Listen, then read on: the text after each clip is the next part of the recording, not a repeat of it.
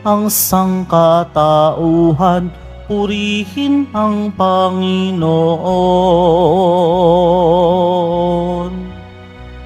Papuri sa kaitaasan, siya'y papurihan, Diyos ng lahat. O papuri sa kaitaasan, siya'y papurihan, ngayon at magpakailanman. Simulan po natin ang pagdiriwang sa ngalan ng Ama at ng Anak at ng Espiritu Santo. Amen. Ang pagpapala ng ating Panginoong Jesucristo, ang pag-ibig ng Diyos Ama at ang pakikipagkaisa ng Espiritu Santo naway sumainyong lahat. At sumaiyo rin. Mga kapatid, tayo pong lahat ay nagkakatipon bilang isang mag-anak ng Diyos sa pagdiriwang ng banal na Eukaristiya. Sa araw na ito, ginugunita po natin ang kapistahan ni Santiago, isa sa mga apostoles ng Panginoon. Isama din po natin sa misang ito ang lahat po ng ating mga kababayang naapektuhan ng malakas na ulan at nagdulot ng baha, at sa mga oras na ito ay patuloy na naghihikahos. Ilapit natin sa mahal na pong Jesus Nazareno na sila nawa ay magabayan at mabigyan ng pag-asa. At upang tayo po ay maging karapat-dapat gumanap sa banal na pagdiriwang na ito, alalahanin po natin ang ating mga pagkukulang at nagawang pagkakasala, at buong kababaang loob po tayong humiling ng awa at pagpapatawad mula sa Diyos. Inaamin ko sa makapangyarihang Diyos at sa inyo mga kapatid, na lubha akong nagkasala sa isip, sa salita at sa gawa, at sa aking pagkukulang, kaya isinasamo ko sa mahal na Birheng Maria, sa lahat ng mga anghel at mga banal, at sa inyo mga kapatid, na ako'y panalangin sa Panginoong ating Diyos. Kaawaan tayo ng makapangyarihang Diyos, patawarin tayo sa ating mga kasalanan, at patnubayan tayo sa buhay na walang hanggan. Amen. Panginoon, kaawaan mo kami. Panginoon, kaawaan mo kami. Kristo, kaawaan mo kami. Kristo, kaawaan mo kami. Panginoon, kaawaan mo kami. Panginoon, kaawaan mo kami.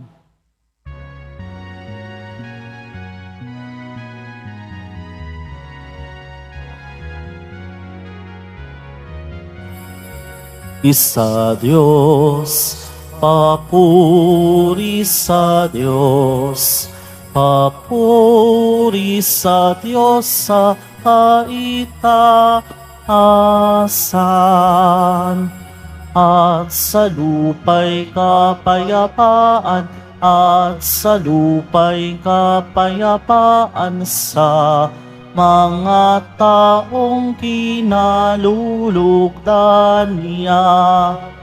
Pinupuri ka namin, dinarangal ka namin, sinasamba ka namin, ipinagbubunyi ka namin, inasasalamatan ka namin, dahil sa dakila mong angking kapurihan. Panginoong Diyos, Hari ng langit, Diyos amang makapangyarihan sa lahat, Panginoong Jesucristo, bugtong na anak, Panginoong Diyos, Kordero ng Diyos, anak ng Ama. Ikaw na nag-aalis ng mga kasalanan ng sanlibutan. Maawa ka, maawa ka sa amin. Ikaw na nag-aalis ng mga kasalanan ng sanlibutan. Tanggapin mo ang aming kahilingan. Tanggapin mo ang aming kahilingan. Ikaw na naluluklok sa kanan ng Ama, maawa ka sa amin, sapagkat ikaw lamang ang banal at ang kataas-taasan. Ikaw lamang, O Hesukristo, ang Panginoon, kasama ng Espiritu Santo sa kadakilaan ng Diyos Ama. Amen. Ng Diyos Ama. Amen. Papuri sa Diyos, papuri sa Diyos, papuri sa Diyos sa kaitaasan.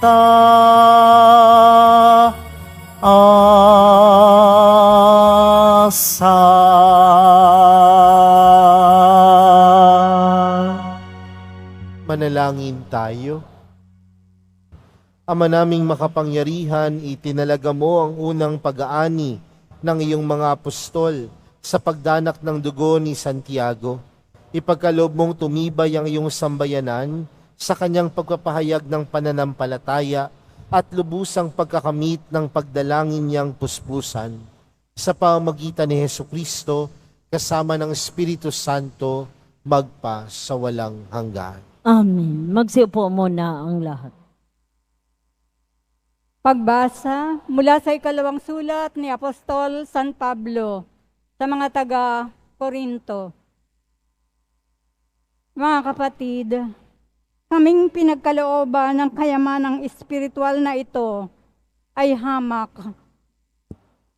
Kumbaga sa sidlan ay palayok lamang upang ipakilalang ang di malirip na kapangyarihan ay sa Diyos at hindi amin. Ginigipit kami sa kabi-kabila, ngunit di nagagapi. Kung minsay nag-aalinlangan kami, ngunit di nawawalan ng pag-asa. Pinag-uusig kami, ngunit di nawawalan ng kaibigan. Naibubuwal, ngunit di tuluyang nailulugmok. Lagi kong taglay sa aking katawan ang kamatayan ni Jesus, upang sa pamamagitan ng katawang ko'y mahayag ang kanyang buhay. Kami laging nabibingit sa kamatayan, alang-alang kay Kristo, upang sa aming katawang may kamatayan ay mahayag ang kanyang buhay. Ano pat, habang ako'y dahan-dahang namamatay, nagkakaroon naman kayo ng buhay na walang hanggan. Sinasabi ng kasulatan, nagsasalita ako sapagkat ako'y sumasampalataya. Bunga ng gayong diwa ng pananampalataya, nagsasalita rin ako sapagkat ako may sumasampalataya. Sapagkat nalalaman kong ang Diyos na muling bumuhay sa Panginoong Hesus ang siya ring bubuhay sa akin. Kasama niya at magdadala sa inyo at sa akin sa kanyang piling. Ang lahat ng pagtitiis ko ay sa kapakanan ninyo upang sa pagdami ng mga nakatanggap ng mga kaloob ng Diyos, lalo namang dumami ang magpapasalamat at magpupuri sa Kanya. Ang salita ng Diyos. Salamat sa Diyos. Ang nagtanim na may luha ay aaning natutuwa. Ang nagtanim ng may luha ay aaning natutuwa. Nang lingapin tayo ng Diyos at sa Sion ay ibalik, ang nangyaring kasaysay ay parang isang panaginip. Lahat tayo ay natuwa, masasayang nagsiawit. Ang nagtanim ng may luha ay aaning matutuwa. Ang sabi ng mga bansang nagmamasid sa paligid, ang ginawa ng Diyos nila ay dakila anong rikit. Dakila ngang masasabi, pambihira ang ginawa. Kaya naman kami ngayon, kagalakay, di kawasa. Ang nagtanim ng may luha ay aaning matutuwa. Kung paanong inuulan yung mga tuyong batis, ang sariling bayan namin, kami poon ay ibalik. Silang mga nagbubukid ay nagtanim na may luha, bayaan mo na mag-aning masasaya't natutuwa. Ang nagtanim ng may luha ay aaning matutuwa. Yang mga nagsihayong dalay binhit na nananangis ay aawit na may galak, dalay ani pagbalik. Ang nagtanim ng may luha ay aaning matutuwa. Magsitayo na po ang lahat.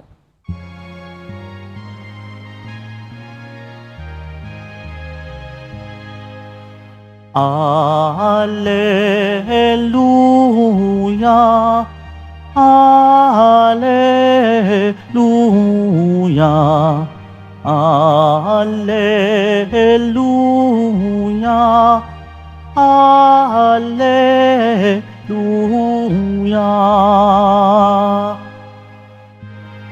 Hinirang tayo ni Kristo upang mamungang totoo bilang mabubuting tao. Alleluia, Alleluia, Alleluia, Alleluia.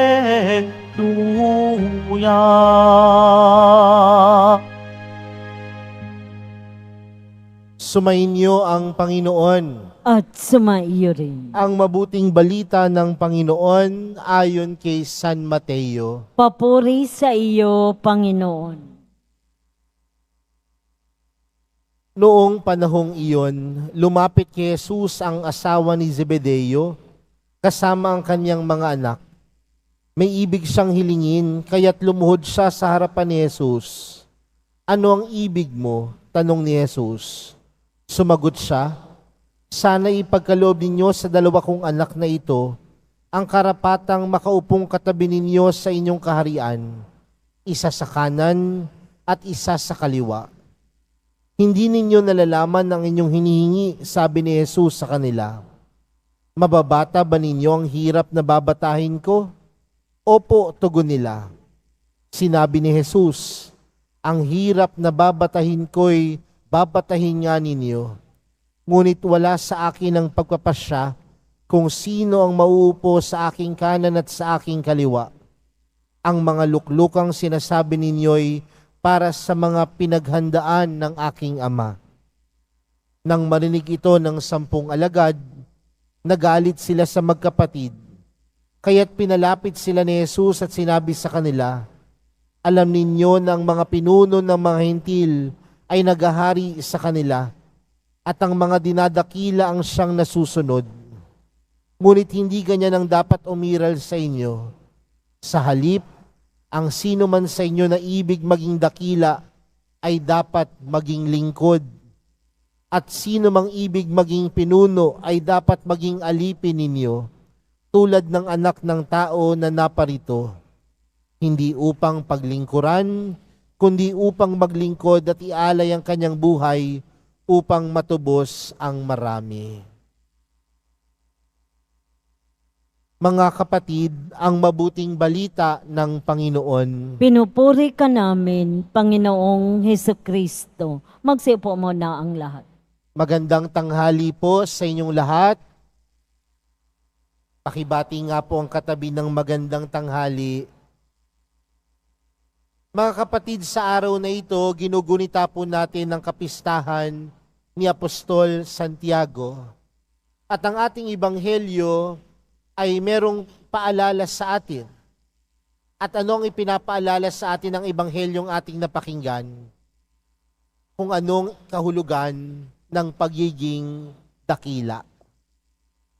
Kapag tinanong po natin ng isang tao, lalong-lalo na sa panahon natin ngayon, gusto mo bang maging dakila? Do you want to be great? At madalas ang sasagutin sa atin, syempre, oo. Pero ano po ba ang pagiging dakila? Sa panahon natin ngayon, masasabi ng tao ay isang dakila kapag siya ay makapangyarihan. Siya ay dakila dahil makapangyarihan siya at nagagawa niya ang lahat ng bagay na kanyang minimithi, lahat ng bagay na kanyang ginugusto. Kapag ang isang tao sa panahon natin ngayon ay dakila, nangangahulugan na siya ay may kaperahan o may ari-arian. Kapag ikaw ay mapera, maraming mga tao magsasabi sa iyo, isa kang dakila. Pero mga kapatid, meron pang isang bagay na itinuturing. Kapag ikaw ay dakila, ikaw ay may kasikatan. Lahat ng mga dakilang itinuturing natin, may kasikatan. Mga kapatid, ang kapangyarihan, ang ari-arian o kaperahan at kasikatan, ganyan ang tingin ng mundo sa pagiging dakila. Pero mga kapatid, sa ating pananampalataya, hindi nasusukat sa dami ng iyong pera, hindi nasusukat sa taas ng iyong pinag-aralan, hindi nasusukat sa iyong katanyagan o kasikatan, ang iyong pagiging dakila.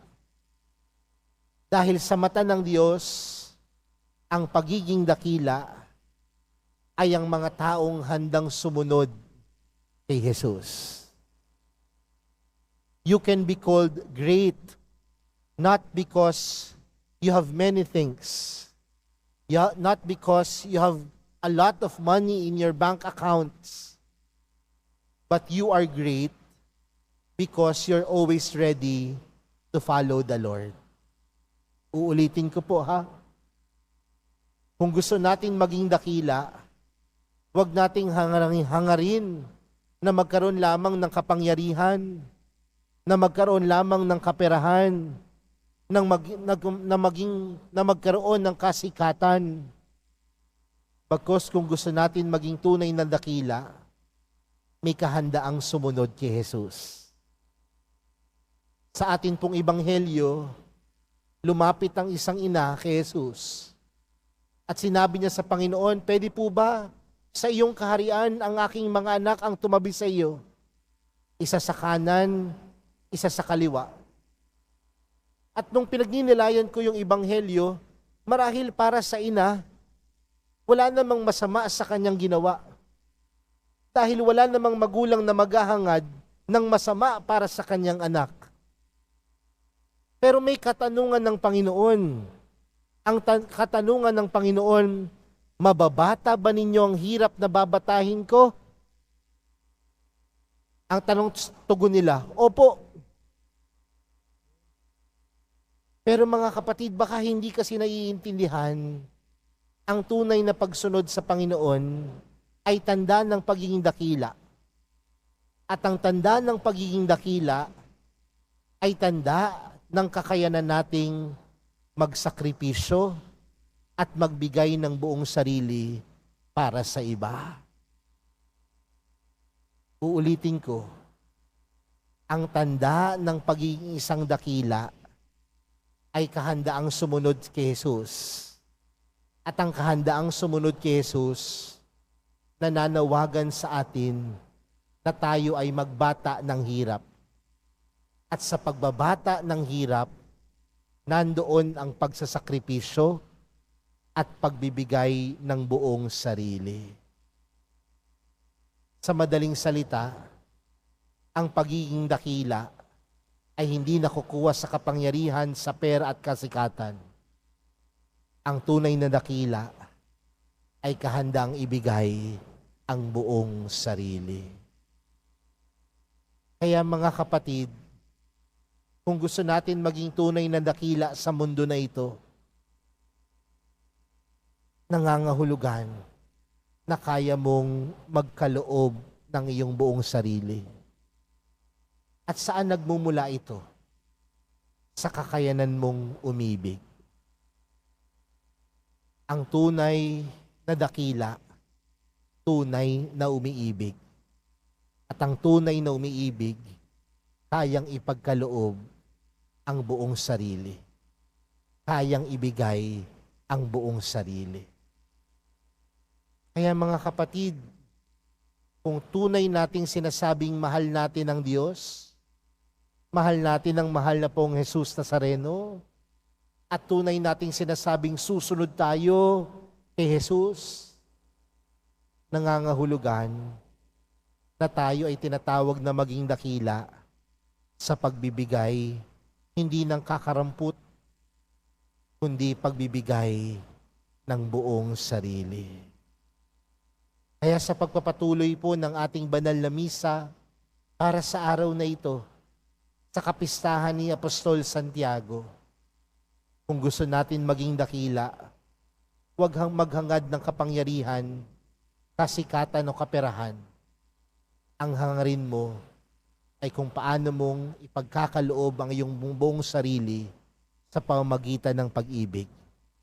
At sa pamamagitan ng pag-ibig, hindi lamang sa Diyos, kundi sa iyong kapwa, tunay kang magiging dakila. Amen. Magsitayo na po ang lahat.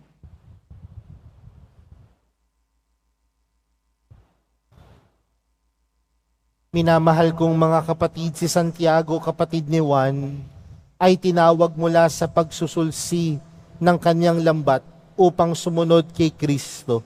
Sa tulong ng apostol na natutong maglingkod sa iba, ang ating panalangin, Panginoon, basbasan mo ang iyong bayang itinatag ng mga apostol. Panginoon, basbasan mo ang iyong bayang itinatag ng mga apostol. Ang mga lingkod ng simbahan, naway gampanan ang kanilang tungkulin sa diwa ng paglilingkod at paglalaan ng sarili. Manalangin tayo. Panginoon, basbasan mo ang iyong bayang itinatag ng mga apostol. Ang mga naglilingkod sa bayan, naway makatupad sa kanilang tungkulin ng may katapatan at pag-aalay. Manalangin tayo. Panginoon, basbasan mo ang iyong bayang itinatag ng mga apostol. Magkaroon nawa ng maraming kabataang bukas loob na tutugon sa tawag para sa pagpapari at buhay relihiyoso. Manalangin tayo. Panginoon, basbasan mo ang iyong bayang itinatag ng mga apostol. Ang mga may sakit, naway matutong makibahagi sa kalis ng paghihirap ni Kristo. Manalangin tayo. Panginoon, basbasan mo ang iyong bayang itinatag ng mga apostol. Ang mga yumao, naway tanggapin sa kagalakan ng kaharian ng Diyos. Manalangin tayo. Panginoon, basbasan mo ang iyong bayang itinatag ng mga apostol. Diyos na aming Ama, tulungan nawa kami ng mga panalangin ni Santiago sa paglalapit namin sa iyo ng aming mga kahilingan. Nawa ang paglalakbay namin ito sa buhay ay mamukod sa paglilingkod sa iba. Hinihiling namin ito sa pamamagitan ni Kristo na aming Panginoon. Amen. Magsiupo.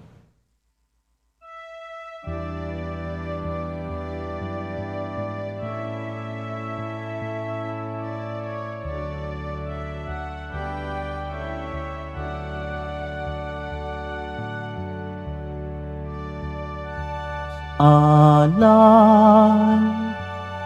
sa'yo, Panginoon,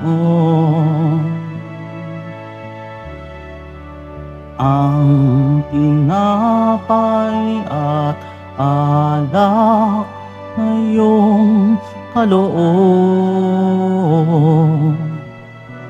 upang gunitain ang iyong buhay na inialay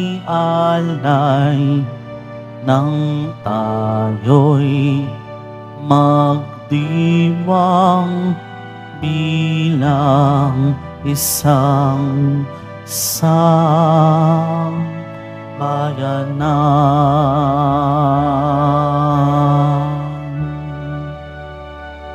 Magsitayo na po ang lahat. Manalangin po kayo mga kapatid upang ang paghahain natin ay kalugdan ng Diyos amang makapangyarihan. Tanggapin nawa ng Panginoon itong paghahain sa iyong mga kamay, sa kapurihan niya at karangalan, sa ating kapakinabangan at sa buong sambayanan niyang banal.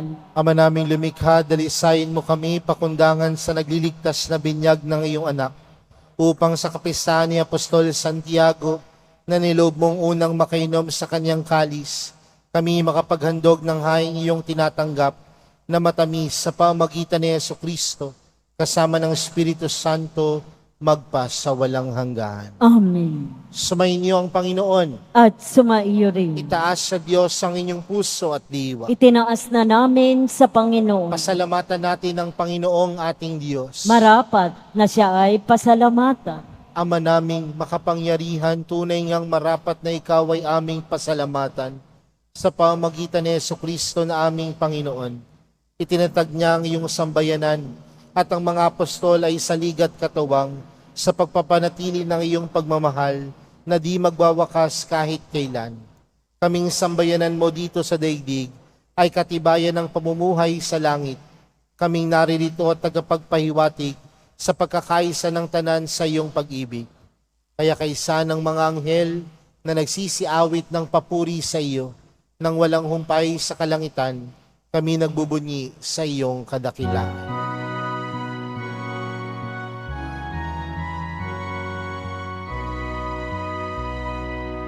Santo, Santo, Santo, Panginoong Diyos ng mga hukbo, na pupuno ang langit at lupa ng kadakilaan mo. Hosana sa kaitaasan, pinagpala ang naparirito sa ngalan ng Panginoon. Hosana sa kaitaasan.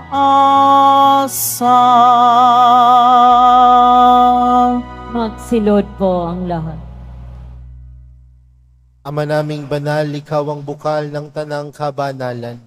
Kaya't sa pamagitan ng iyong Espiritu, gawin mong banal ang kaloob na ito upang para sa aming maging katawan at dugo ng aming Panginoong Hesukristo. Bago niya pinagtiis ang kusang loob na maging handog, hinawakan niya ang tinapay, pinasalamatan kaniya, pinaghati-hati niya iyon, iniabot sa kanyang mga alagad at sinabi, "Tanggapin ninyong lahat ito at kanin. Ito ang aking katawan na ihahandog para sa inyo."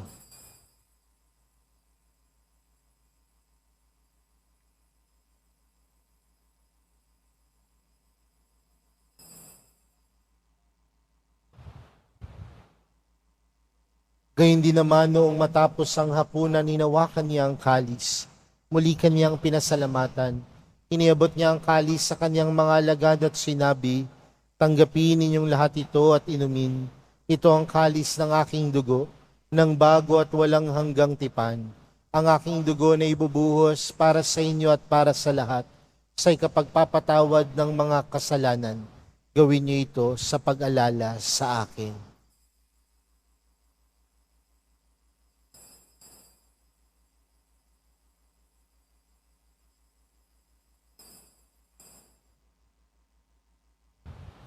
Magsitayo na po ang lahat. Ipagbunyi natin ang misteryo ng pananampalataya. Si Kristo'y namatay, si Kristo'y nabuhay, si Kristo'y babalik sa wakas ng panahon. Ama, ginagawa namin ngayon ang pag-alala sa pagkamatay at muling pagkabuhay ng iyong anak. Kaya't inaalay namin sa iyo ang tinapay na nagbibigay buhay at ang kalis na nagkakaloob ng kaligtasan. Kami nagpapasalamat dahil kami iyong minarapat na tumayo sa harap mo para maglingkod sa iyo. Isinasamo namin kaming magsasalo-salo sa katawan at dugo ni Kristo ay mabuklod sa pagkakaisa sa pamamagitan ng Espiritu Santo. Ama, lingapin mo ang iyong simbahang laganap sa buong daigdig. Puspusin mo kami sa pag-ibig kay San Francisco na aming Papa at ni Jose na aming Obispo at ng Tanang Kaparian. Alalahanin mo rin ang mga kapatid naming nahimlay nang may pag-asang sila'y muling mabubuhay, gayon din ang lahat ng mga pumanaw. Kaawaan mo sila at patuloyin sa iyong kaliwanagan. Kaawaan mo at pagindapatin kaming lahat na makasalo sa iyong buhay na walang wakas. Kaysa ng mahal na Birheng Maria na ina ng Diyos, ng kabiyak ng puso niyang si San Jose, kaysa ng mga apostol, ni San Juan Bautista at ng lahat ng mga banal na namuhay dito sa daigdig ng kalugod-lugod sa iyo, may pagdiwang nawa namin ng pagpupuri sa ikararangal mo sa pamamagitan ng iyong anak na aming Panginoong Hesukristo. Sa pamamagitan ni Kristo, kasama niya at sa Kanya, ang lahat ng parangal at papuri ay sa iyo, Diyos Amang makapangyarihan, kasama ng Espiritu Santo, magpa sa walang hanggan. Amen. Amen. Amen. Amen.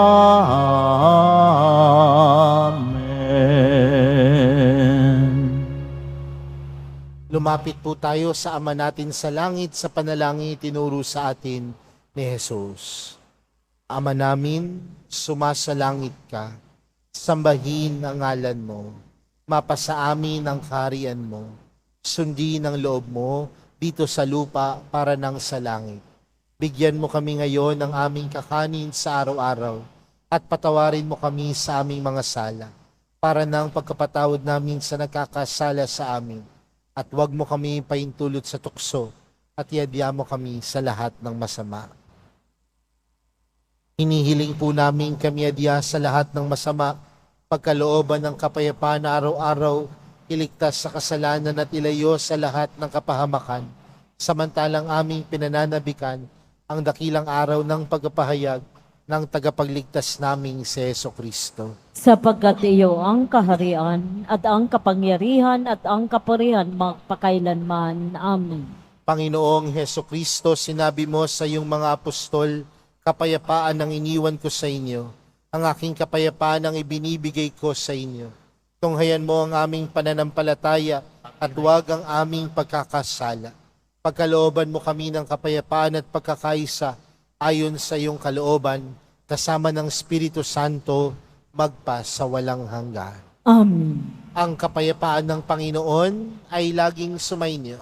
At sumaiyo rin. Magbigayan po kayo ng kapayapaan sa isa't isa. Kordero ng Diyos na nag-aalis ng mga kasalanan ng sanlibutan, maawa ka sa amin. Kordero ng Diyos na nag-aalis ng mga kasalanan ng sanlibutan, maawa ka sa amin. Kordero ng Diyos na nag-aalis ng mga kasalanan ng sanlibutan, pagkaloob mo sa amin ang kapayapaan. Magsilod po ang lahat.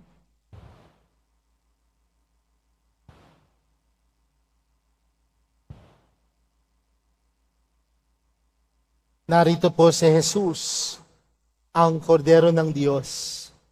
Siya ang nag-aalis ng kasalanan ng sanlibutan, mapalad ang mga inaanyayahan sa kanyang piging. Panginoon, hindi Hindi ako ako karapat-dapat na magpatuloy sa iyo. Ngunit sa isang salita mo lamang ay gagaling na ako.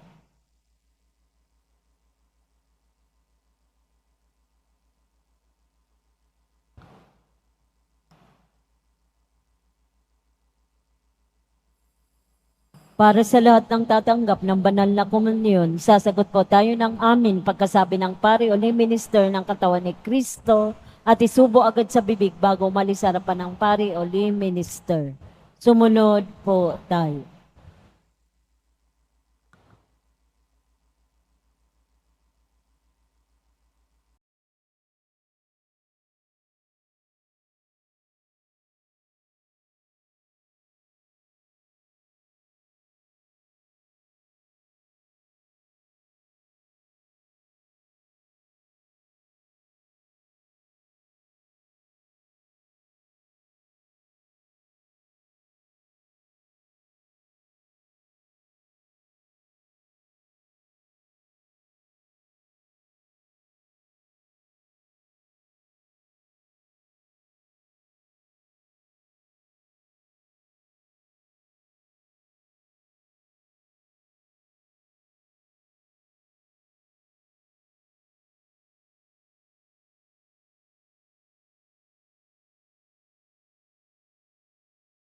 Manalangin tayo.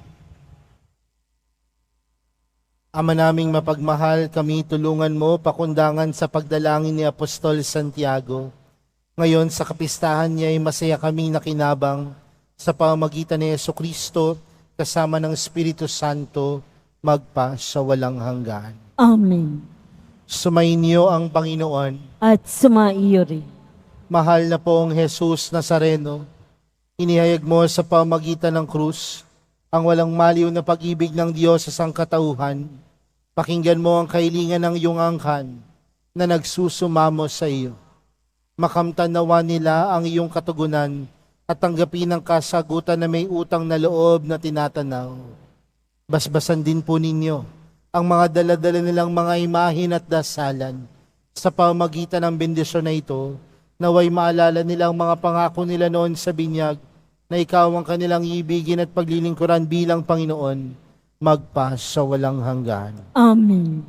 At pagpalain po kayong lahat ng makapangyarihang Diyos, Ama, Anak at ng Espiritu Santo. Amen. Humayo kayong taglayang kapayapaan ng Poong Jesus Nazareno. Salamat sa Diyos.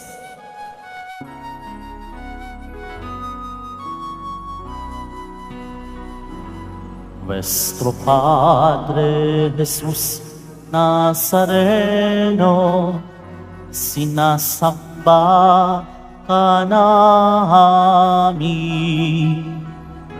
pinipintuho ka namin, aral mo ang aming buhay at kaligtasan. Nuestro Padre Jesus Nazareno, iligtas mo kami sa kasalanan. Ang krus mong kinamatayan ay sagisag ng aming kaligtasan. Nuestro Padre Jesus Nazareno, dinarangal ka namin. Nuestro Padre Jesus Nazareno, nilulwalhati ka namin.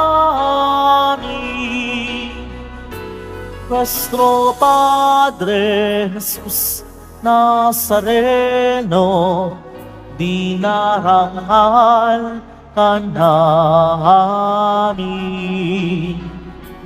Nuestro Padre Jesus Nazareno, nilulwalhati ka namin.